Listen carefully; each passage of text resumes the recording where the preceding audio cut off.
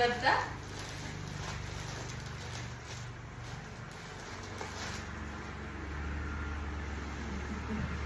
මට කියන්නේ නැහැ නේ මම. පාත් තුනක් විතර දෙව නැහැ. ඇත්තටම? බොරු කියන්නේ බා. කීයේ? ඇත්ත? හරි. ඒක මෙච්චර ආනන්දේ. වව්. නේ සිංහල.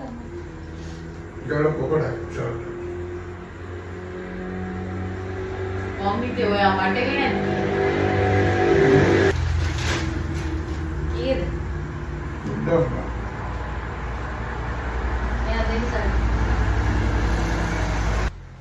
සික් වීඩියෝත් කරා සර්ප්‍රයිස් එකක් කියලා හිතලා.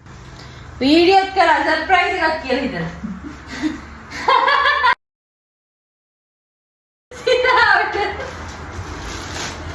අඩේ ගියා මම මුණත් එක්ක යමුනා. මටද? මේකත්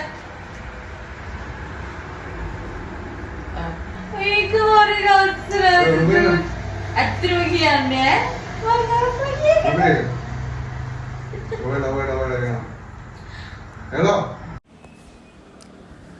මේ සර්ප්‍රයිස් එක මට කවදාවත් අමතක වෙන්නේ නැහැ. හේතුව මොකද්ද දන්නවද?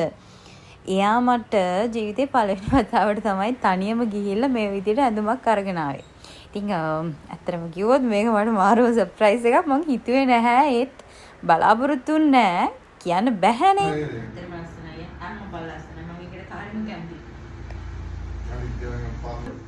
හරිම ලස්සනයි. එන්ටි හරිද?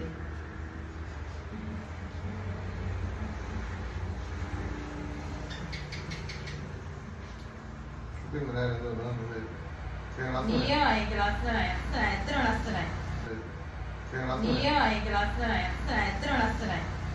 දුන් කියන්නේ නැහැ. ඒක ගානත් මේ ඒ ගානට ඇත්තටම වටිනවා.